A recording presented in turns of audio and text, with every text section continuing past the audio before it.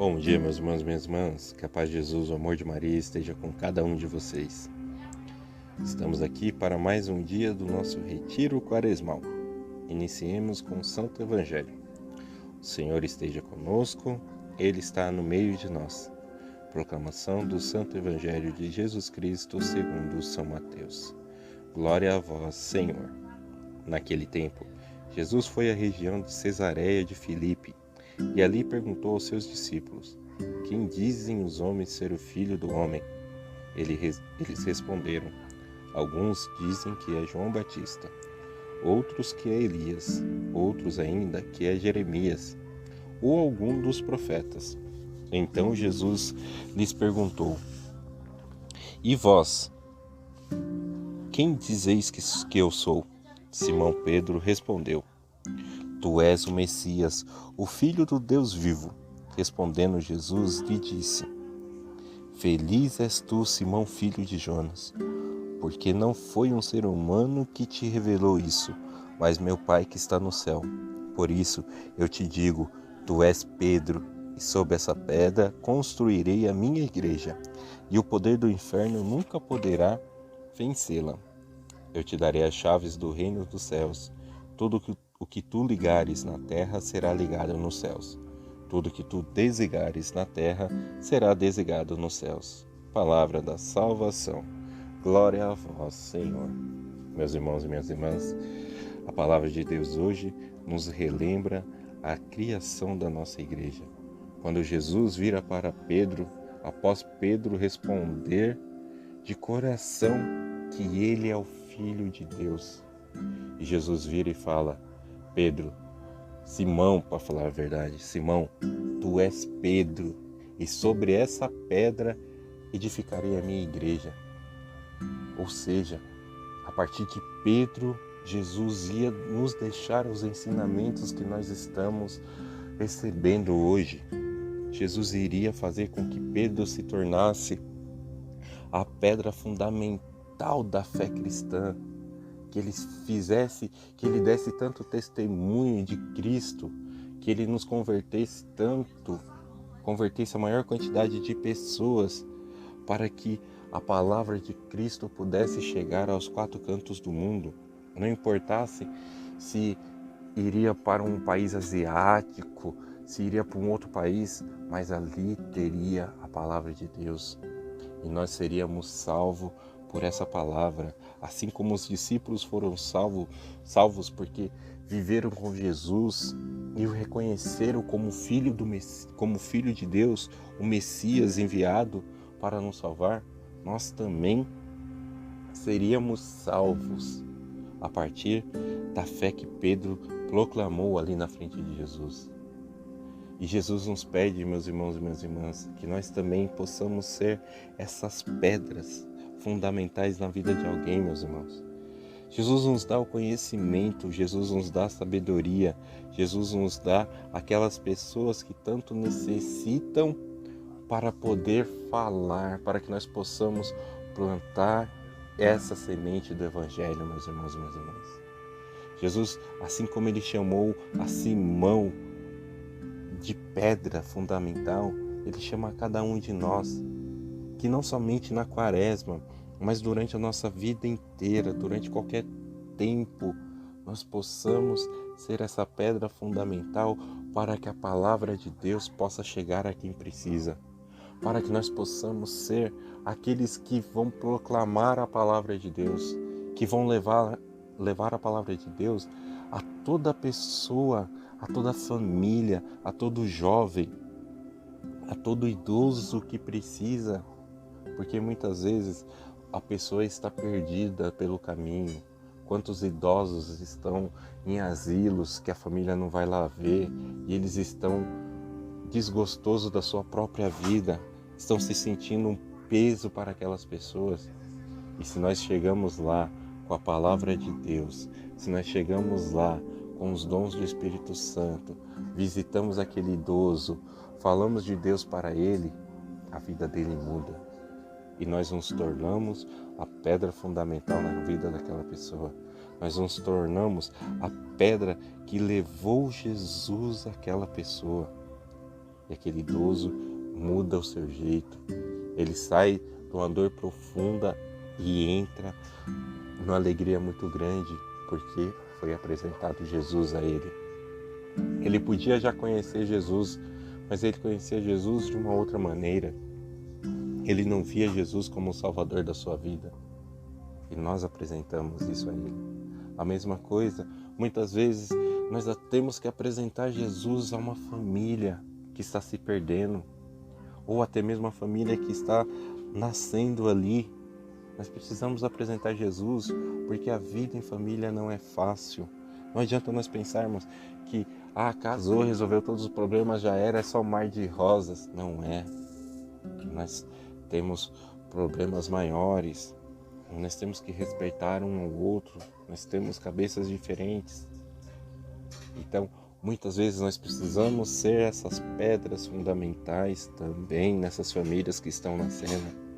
Nós precisamos fazer com que uma família não nasça do nada e não desfaça do nada também, e sim que ela nasça da pedra que é Jesus, e que ela continue firme nessa pedra por todo o seu caminho, ensinando isso aos seus filhos, ensinando isso a todas as pessoas que ali precisam, e que quando chegar no dia do juízo final, essa família apresente-se a Jesus. Jesus fala: venha, meus filhos, vocês têm lugar aqui à mesa do banquete junto comigo. É isso que Jesus pede que nós façamos. Não simplesmente que nós reconheçamos Jesus como Salvador, pois nós já sabemos que Ele veio para nos salvar, pois nós já reconhecemos isso, mas sim que nós ensinemos isso também às outras pessoas. Ele não quer que nós fiquemos com esse conhecimento somente para nós. Ele não quer que nós tenhamos vergonha de falar que Ele é o Filho de Deus, que Ele é o Messias, que Ele é o Salvador, que Ele se doou por cada um de nós. Ele quer que nós tenhamos a mesma coragem que Pedro teve. Nós podemos pensar: mas meu irmão, lá na frente Pedro vai negar Jesus 3 vezes. Só que depois ele volta e fala que ama Jesus 3 vezes também. E Jesus fala: apacenta minhas ovelhas, cuida do meu rebanho, Pedro. Aumenta o meu rebanho, multiplica as pessoas que vão me conhecer. Leve a salvação a quem precisa, Pedro. Leve a salvação a quem tem necessidade, Pedro. E São Pedro faz isso. E ele briga, ele vai aonde precisa, ele proclama o Evangelho, ele não tem medo. Que nós possamos nos espelhar em São Pedro e não ter medo de anunciar o Evangelho de Cristo. Que nós possamos nos espelhar nesse amor que São Pedro tinha por Jesus e cada vez mais nos agarrarmos a esse amor e levarmos essa palavra de Cristo por onde nós passarmos. Meu irmão, eu passo o maior tempo no meu serviço. Será que dentro do nosso serviço não tem pessoas que precisam ouvir a palavra de Deus? Será que dentro do nosso serviço não tem pessoas que estão passando por problemas familiares, está passando por problemas de saúde, está passando por problemas de drogas, de bebida alcoólica?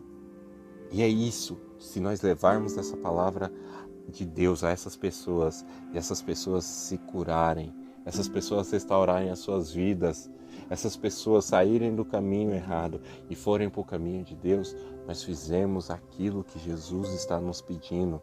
Nós fomos essas pedras fundamentais. Nós fomos ali aquela pedra que apresentou a Jesus e que ajudou aquela pessoa a construir todo o seu reinado, a construir toda a sua vitória em Cristo.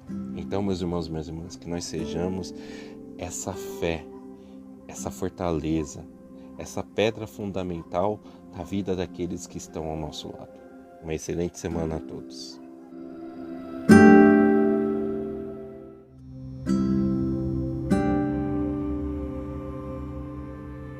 Segundo o relato de Mateus, quando chegar o momento supremo, a hora da verdade definitiva, a única coisa que ficará em pé e que será levada em conta como critério de salvação ou perdição não será nem a piedade, nem a religiosidade, nem as práticas espirituais, nem as leis e as doutrinas e nem a fé. O que será levado em conta vai ser apenas uma coisa: o que cada um tiver feito ou deixado de fazer em favor dos outros. A fundamentação está no fato de que Jesus se identifica com cada ser humano, de maneira especial com aquele que mais sofre, vítima da violência, da exclusão, da pobreza e da humilhação.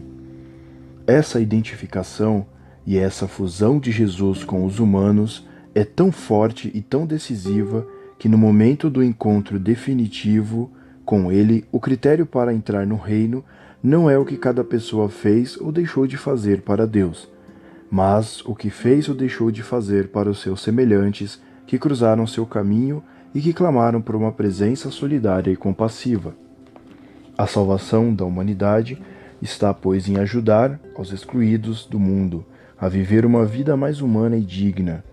A perdição, pelo contrário, está na indiferença diante do sofrimento. Este é o grito de Jesus a toda a humanidade.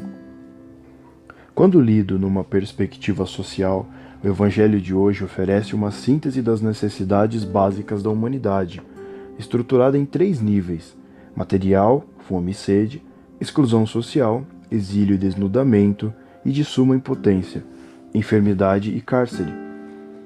O texto não discute as causas desses males, mas toma-nos como os fatos. Não se trata, portanto, de teorizar sobre eles, mas de buscar uma maneira de solucioná-los. Jesus, o Filho do Homem e Rei das Nações, não aparece como alguém situado fora ou à margem dos males deste mundo. Pelo contrário, ele assume como próprios todos os sofrimentos e as necessidades de todos os humanos. Tive fome, estive enfermo, encarcerado.